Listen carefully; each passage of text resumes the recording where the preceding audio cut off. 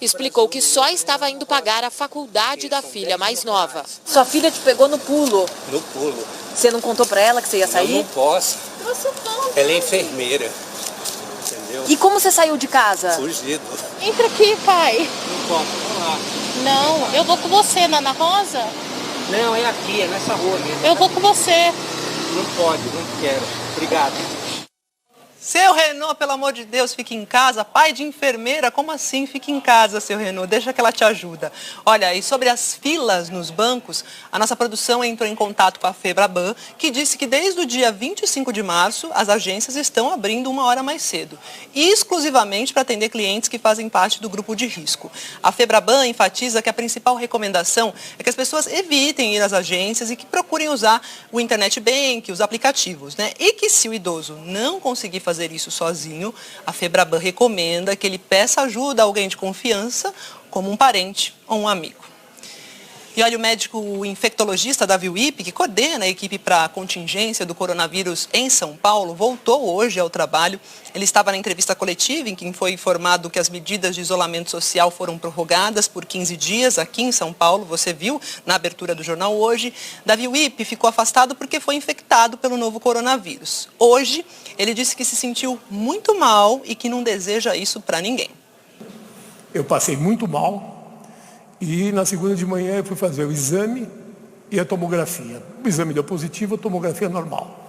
A semana que se seguiu foi de extremo sofrimento. E na segunda-feira seguinte, há uma semana, eu voltei a fazer o exame e a tomografia. Nessa tomografia apareceu a pneumonia. Então, este sentimento de você se ver como médico, infectologista, com uma pneumonia, sabendo que muito provavelmente entre o 7º e o 10º dia você ia complicar, eu quero dizer a vocês que foi um sentimento muito angustiante. Mas são palavras, são testemunhos de quem esteve do outro lado. Não é brincadeira. Por isso, fique em casa se puder. Bom, a gente viu que as medidas de isolamento social foram prorrogadas aqui no estado de São Paulo, estão valendo até o dia 22 de abril. E no Rio de Janeiro, indústria e comércio vão ter turnos de trabalho diferentes. Com essa medida, a Prefeitura do Rio quer evitar que todos os trabalhadores saiam de casa no mesmo horário, também aliviar um pouco o transporte. O Danilo Vieira tem os detalhes. Danilo, é com você, boa tarde. Boa tarde, Maju. Boa tarde para todo mundo que está aqui com a gente no JH. Essa mudança foi publicada hoje por decreto, né, e começa a valer a partir de amanhã na cidade do Rio. Então, as indústrias começam a funcionar até às 6 horas da manhã e o comércio daqueles serviços essenciais começam a partir das 9. O objetivo, como você falou, é evitar aglomeração nos transportes públicos, o que tem sido um desafio quase diário aqui no Rio de Janeiro. Você vai ver imagens feitas hoje de manhã de uma fila enorme que se formou em Santa Cruz, na Zona Oeste, para quem precisava embarcar no BRT, que é o sistema de ônibus com corredor exclusivo. Alguns passageiros, eles tentavam respeitar a distância, mas com tanta gente acabou acontecendo aglomeração.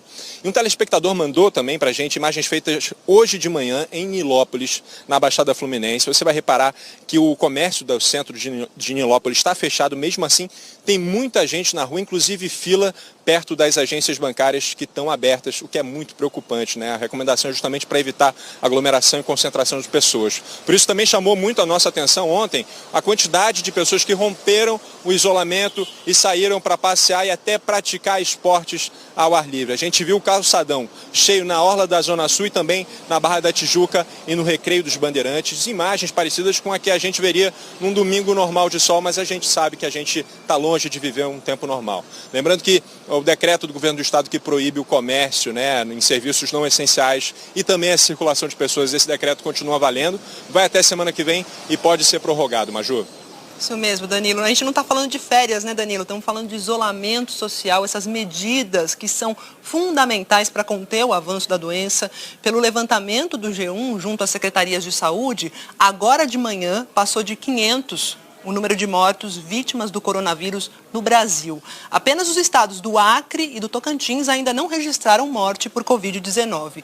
O número de casos da doença em todos os estados praticamente dobrou do início de abril até agora. O Fabiano Andrade tem acompanhado essa evolução aqui com a gente e traz mais detalhes de hoje. Fabiano, boa tarde. Uma boa tarde para você, Maju. Boa tarde para todo mundo ligado no Jornal Hoje.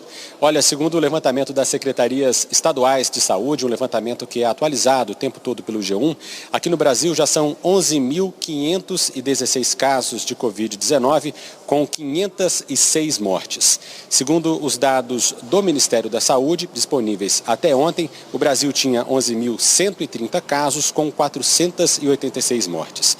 E o estado de Pernambuco registrou a morte de um paciente mais jovem do país por causa da Covid-19, um adolescente de 15 anos de idade. A Secretaria Estadual não informou se ele tinha alguma doença associada que poderia ter agravado o quadro de saúde dele.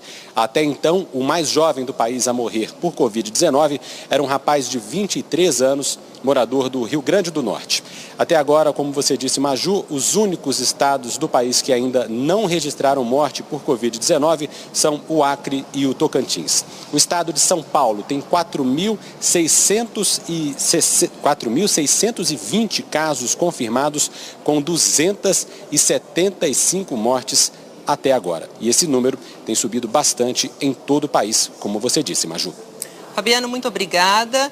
E agora a gente vai ver como começou a semana em outros estados. A gente começa pelo Ceará, que é o terceiro estado com o maior número de casos do novo coronavírus. O Alessandro Torres conversa conosco. Medidas de isolamento renovadas aí no estado também, né, Alessandro? Boa tarde. Oi, Maju, boa tarde a todos. Isso mesmo, por aqui o governo do estado prorrogou pela segunda vez o decreto que entrou em vigor no dia 20 de março, portanto há 18 dias, e que proíbe a abertura de todo o comércio e serviços considerados não essenciais, como os shoppings, bares, restaurantes, academias. Agora eles não podem abrir até o dia 20 de abril. Pelo menos aqui em Fortaleza, esse isolamento social está sendo obedecido. A gente vê as portas fechadas. Tem pouca gente circulando pelas ruas, mas ainda há algumas aglomerações nas portas dos bancos e lotéricas. Ontem à noite, quando prorrogou o decreto, o governador Camilo Santana, do PT, chegou a anunciar uma flexibilização, liberando parte da indústria e também o comércio de produtos de higiene, limpeza, de flores, as feiras que comercializam produtos alimentícios. Mas aí, 3 horas depois, o governador desistiu dessa flexibilização e anunciou nas redes sociais que foi alertado pelo comitê que estuda o avanço do coronavírus aqui no Ceará. Afinal, aqui já são 976 casos, com 26 mortes. É o terceiro estado em quantidade de casos, depois do Rio de Janeiro e de São Paulo, que é o primeiro. Maju. Isso mesmo, Alessandro. Obrigada pelas informações. Do Ceará, a gente vai para o Maranhão, porque os comerciantes que insistirem em abrir as portas vão ter que pagar multa salgada, hein? Pode chegar a R$1,5 milhão de reais. A gente vai ao vivo a São Luís com o repórter Sidney Pereira. Sidney, conta pra gente, a cobrança dessa multa já está valendo a partir de hoje? Boa tarde. Boa tarde, Maju. Boa tarde a todos. Olha, já está valendo sim. O governo do Maranhão decidiu endurecer as regras depois que percebeu um aumento de pessoas nas ruas e também um aumento da taxa de contaminação, daquela curva de contágio pela Covid. Hoje, infelizmente, foi confirmada a terceira morte. Um homem de 70 anos que estava internado numa unidade de terapia intensiva aqui em São Luís. O novo decreto do governador Flávio Dino do PCdoB prevê multas de até R$1,5 milhão de reais para o comerciante do serviço não essencial que cometer uma infração gravíssima, que é quando ele mantém o negócio aberto, mantém o comércio aberto, mesmo depois de ter sido notificado. No caso da infração leve, a multa chega a R$2.000. Hoje a Polícia Militar do Maranhão amanheceu nas ruas para fazer funcionar o decreto estadual e fiscalizou várias lojas. O Exército também decidiu ajudar e está fazendo a higienização nas áreas externas dos hospitais que cuidam de Covid-19. Maju. Muito obrigada. Passamos então pelo Maranhão, Ceará, São Paulo, Rio de Janeiro. Agora é a vez de Salvador. A polícia vai ajudar na fiscalização nos bancos por lá. A gente fala com a Camila Marinho, que tem as informações. Camila, boa tarde. Oi, Maju, boa tarde para você, muito boa tarde a todos. É uma força-tarefa formada por agentes da Secretaria Municipal de Desenvolvimento e Urbanismo, Guarda Municipal e apoio da Polícia Militar. E essa fiscalização para cumprimento do decreto, que começou a valer hoje, define medidas para funcionamento das agências bancárias aqui na capital baiana. E neste momento, inclusive, tem uma equipe aqui nesta agência na região central aqui de Salvador. Hoje de manhã, as equipes estavam orientando as pessoas. De acordo com o decreto, os bancos têm que organizar filas respeitando distância mínima de 1 metro entre os clientes e essa distância indicada no chão. A regra vale para quem está aguardando atendimento do lado de dentro das agências e também na parte externa. O horário também mudou de atendimento, passa a ser de 10 da manhã às 2 da tarde, com horário especial para atendimento a idosos e pessoas com deficiência, de 9 da manhã às 10 da manhã. Os bancos que funcionam em locais fechados, como shopping centers, podem funcionar, bancos que vão fazer aí o pagamento de benefícios a trabalhadores informais, mas precisam seguir acordos que são estabelecidos pelos estabelecimentos comerciais e também tem que cumprir essa determinação do decreto. As agências tiveram prazo de 48 horas para se adequar a essas exigências e também podem ser interditadas caso descumpram o decreto. Maju. Obrigada, Camila.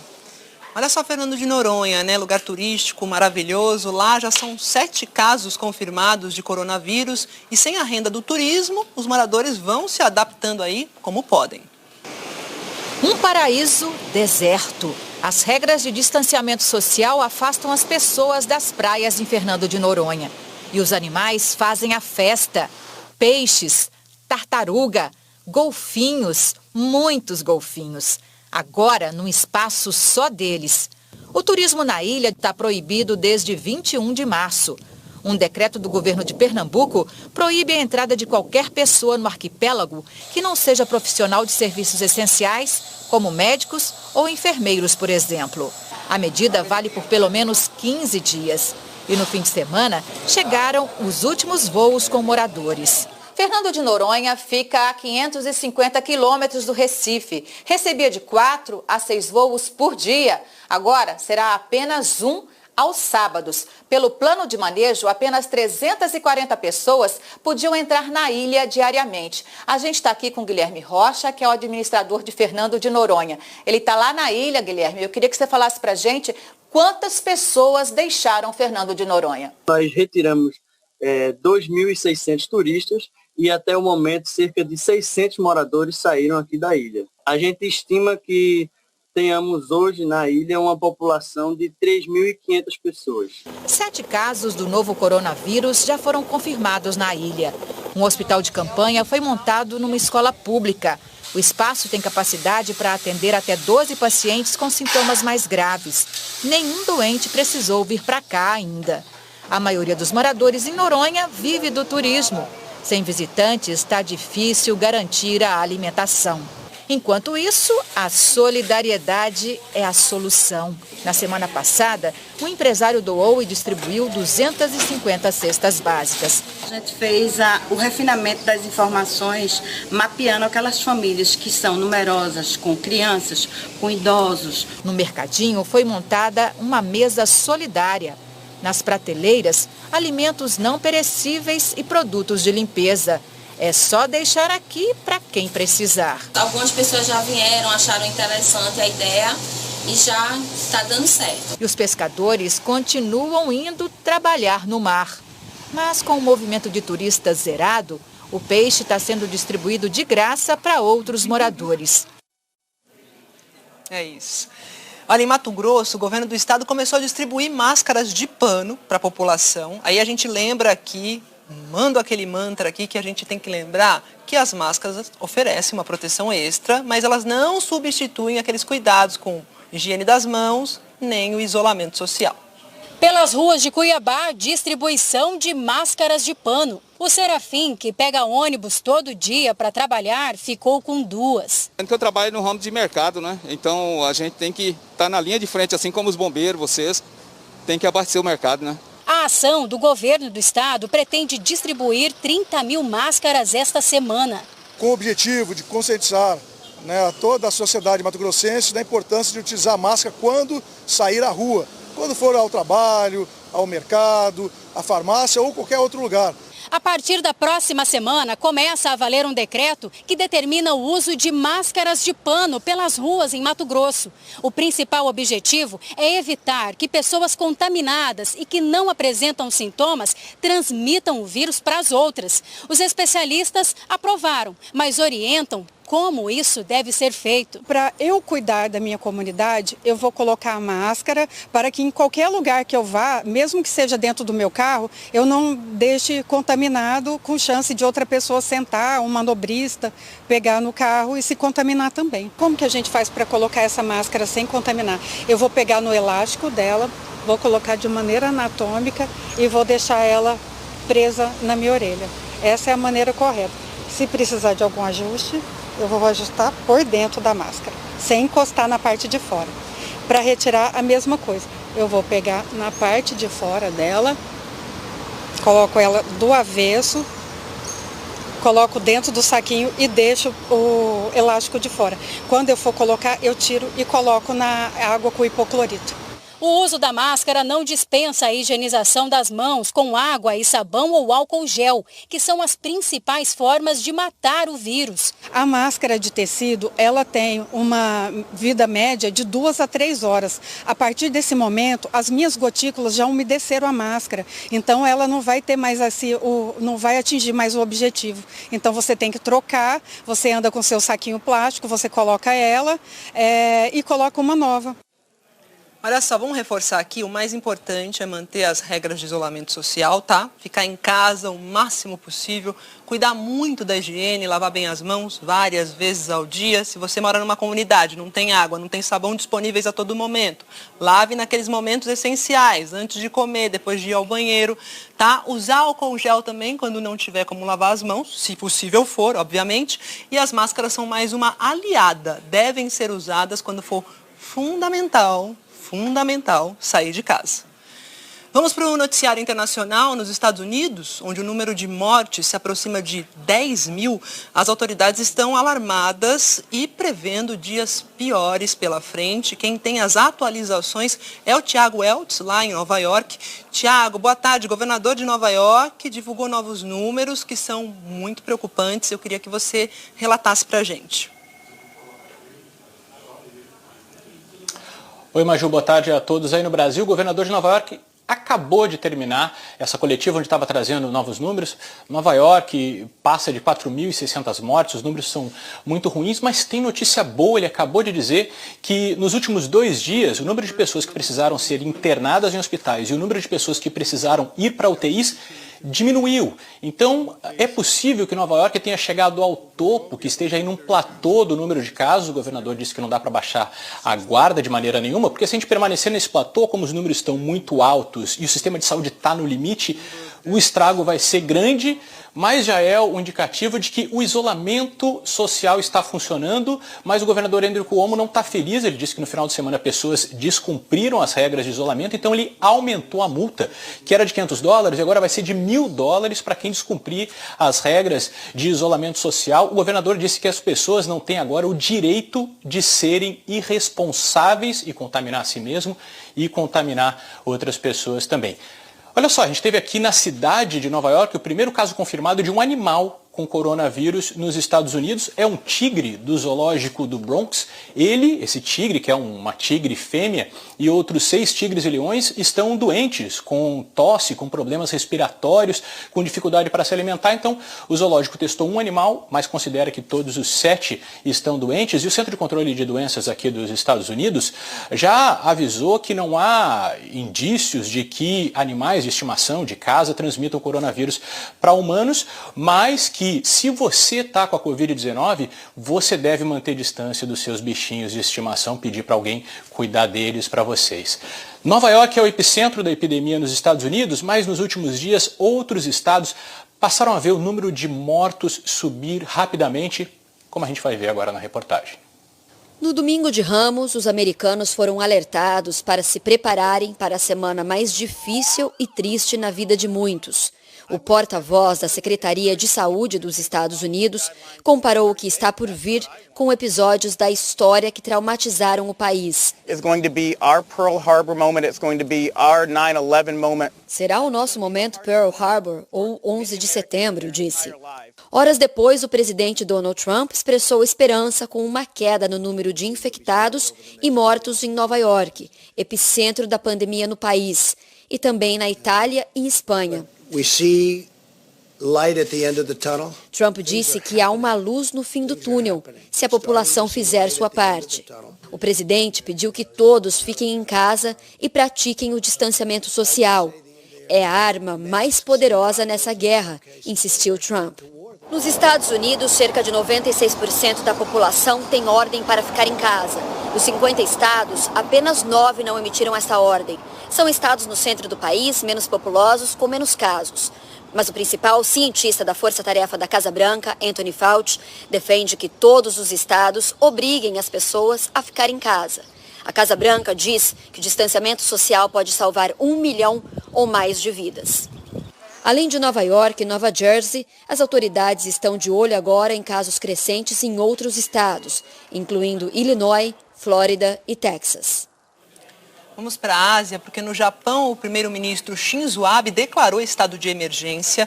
Essa medida vai autorizar os governos locais a fechar o comércio se considerarem necessário para evitar as aglomerações. E o Irã, no Oriente Médio, bateu a marca de 60 mil pessoas infectadas pelo novo coronavírus.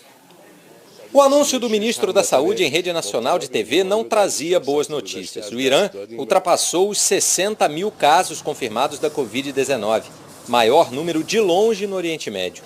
Foram mais de 2.200 infectados nas últimas 24 horas. O número de mortos passa de 3.700. Se comparados aos números iranianos, a realidade japonesa poderia até ser tranquilizadora. Por aqui, a quantidade de mortos do Irã é aproximadamente o total de infectados. E as mortes não chegaram a 100.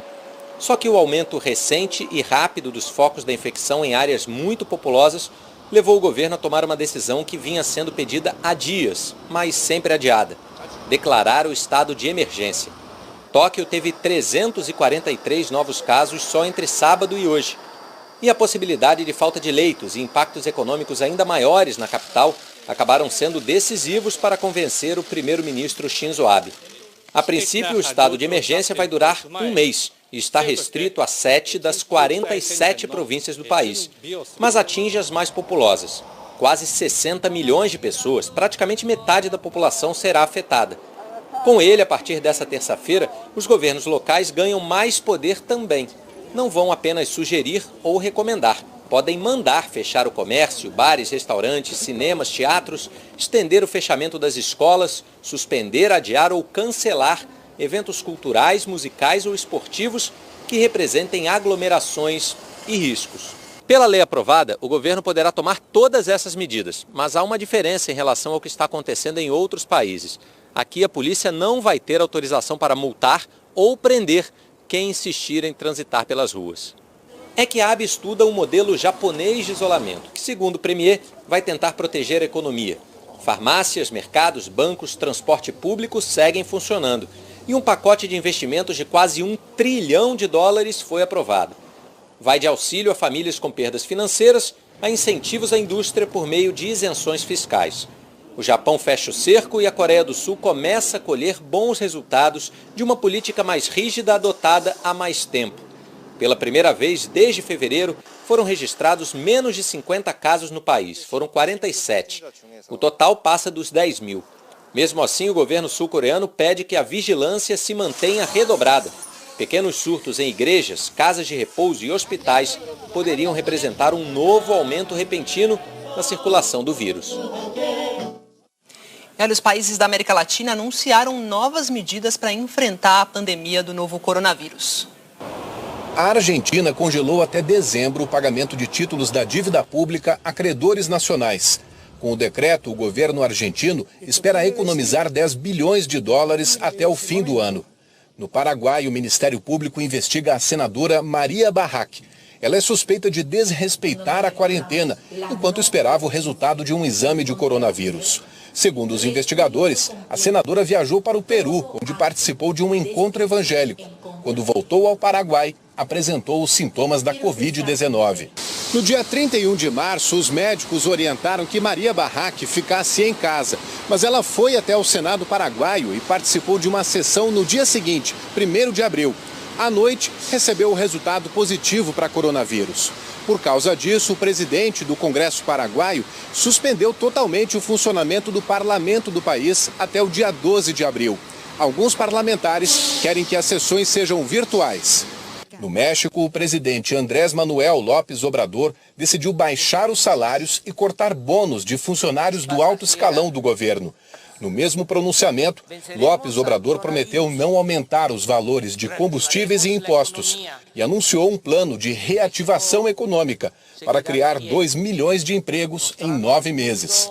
A cidade de Guayaquil, no Equador, tenta resolver o colapso do sistema funerário causado pela pandemia de Covid-19. Mais 4.000 caixões de papelão chegaram ontem à cidade. Uma parte dos caixões foi doada pela Associação dos Fabricantes de Papelão. A outra parte foi comprada pela força-tarefa responsável por recolher os corpos de casas, ruas e hospitais. Que loucura, olha só, e o governo do Equador atualizou agora há pouco os números da Covid-19 no país. São 3.747 casos confirmados e 191 mortes. Atletas brasileiros que moram no Equador contam como têm sido os dias aí diante desse colapso no sistema funerário.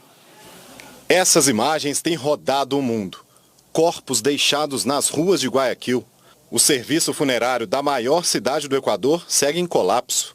Uma das regiões mais afetadas é Guaias, a província onde está Guayaquil. Gabriel é mineiro, joga no Barcelona de Guayaquil. Ele nos mandou um áudio contando sobre os problemas provocados pelo novo coronavírus. A situação aqui está muito feia, muito complicada. Pessoas estão morrendo, não está tendo como retirar os corpos das residências, então os familiares estão colocando os corpos na rua, no passeio. Pessoas colocam fora de casa porque já não aguenta mais o cheiro da decomposição do cadáver. A pernambucana Érica Sena, atleta da marcha atlética, vive em Cuenca. Ela conta que o governo restringiu ainda mais a circulação de pessoas para tentar conter o avanço da Covid-19. Só vamos poder sair uma vez na semana e para comprar o básico, né, alimento e medicação. E a gente só pode sair das 5 horas da manhã até as 2 horas da tarde. Depois ninguém pode sair das suas casas. A situação do Equador pode servir de exemplo para a gente aqui no Brasil, de como o isolamento social é muito importante no combate ao novo coronavírus. Guayaquil foi um lugar também que não acatou as autoridades, não respeitou o ficar em casa. Eu tenho passado para meus amigos, para meus familiares que estão aí no Brasil, para se cuidar muito. Esse vírus é um vírus que mata mesmo e é um vírus que é muito perigoso. É o recado que chega do país que luta para conter o avanço do novo coronavírus e para dar dignidade a todos os seus mortos. Ainda hoje, a Embaixada da China no Brasil repudia uma postagem do ministro da Educação, Abraham Weintraub, sobre a origem da epidemia e aumentam as denúncias de falta de equipamento de proteção individual entre profissionais de saúde. E a seguir, os números do Datafolha sobre a aprovação do brasileiro ao isolamento social. A expectativa pela divulgação do cronograma de pagamento do auxílio de R$ 600. E o bom exemplo de municípios que fizeram uma boa gestão do dinheiro público e agora podem investir em saúde. Até já! E olha só, municípios que recebem royalties do petróleo estão destinando parte aí desses recursos para o combate ao coronavírus. Por exemplo, construindo hospitais de campanha. Veja só. É como se alguns municípios produtores de petróleo tivessem feito uma poupança com os royalties, o dinheiro recebido pelos governos em contrapartida pela exploração de óleo e gás. E agora, em tempos de emergência sanitária, usam o dinheiro em ações de combate ao novo coronavírus. As cidades de Maricá e Niterói, na região metropolitana do Rio, doaram 45 milhões de reais cada uma para a instalação de um hospital de campanha no município vizinho de São Gonçalo. A unidade, com 200 leitos, vai atender pacientes da Covid-19. A Secretaria de Saúde do Estado, que já tem um contrato para a construção desse hospital. Então, nós estamos repassando os recursos para o Estado do Rio de Janeiro, para então o Estado juntar os recursos de Maricá com Niterói. O compromisso é que ele já esteja operando no dia 30 de abril. São Gonçalo tem a segunda maior população do estado do Rio, 1.200.000 moradores, atrás somente da cidade do Rio. A iniciativa de Maricá e Niterói é mais do que uma ajuda humanitária. É considerada estratégica para não sobrecarregar o sistema público de saúde dos 2 municípios vizinhos. Os pacientes de São Gonçalo encontrarão atendimento na cidade onde moram. Desde 2015, Maricá recebeu mais de 4 bilhões e 800 milhões de reais em royalties. E Niterói, mais de 4 bilhões e 100 milhões. São exemplos de municípios que estão conseguindo poupar e é uma boa prática você não gastar com despesas do dia a dia. E esses municípios adotaram tal prática que, com o objetivo de justamente garantir uma parte dos recursos para equalizar as receitas ao longo do tempo. A Prefeitura de Niterói disse que vai investir mais 200 milhões de reais dos royalties em outras ações de combate à Covid-19.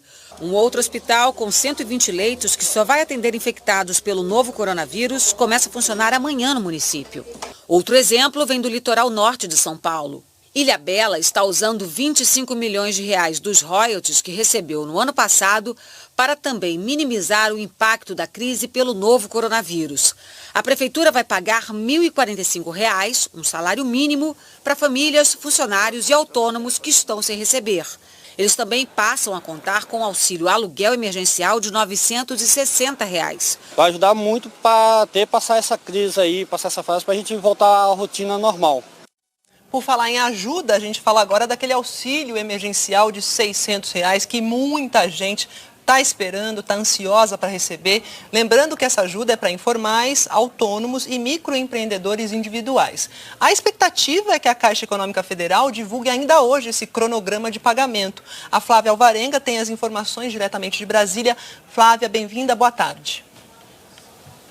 Oi, Maju, boa tarde. A gente continua só na expectativa, porque ainda não foi confirmada essa entrevista coletiva. A Caixa Econômica Federal ainda não confirmou e também depende de uma confirmação do Palácio do Planalto. Provavelmente o anúncio das datas, das regras, deve ser feito no Palácio do Planalto. O que a gente sabe até agora é o seguinte: o pagamento vai ser dividido em 3 partes. Primeiro, vão receber aquelas pessoas que já estão incluídas no cadastro único, o CAD único. Depois vão receber as seguintes pessoas: as pessoas informais, quem contribui individualmente ao INSS e quem é MEI, microempreendedor individual. Nesse caso, vai ser preciso baixar um aplicativo e preencher um formulário para o governo saber quem são essas pessoas. Mas também não tem detalhe algum ainda a respeito desse formulário. O governo só informou o seguinte: quem não tiver como baixar o formulário ou tiver dificuldade, também vai ter um telefone à disposição. Por último, ficaram os beneficiários.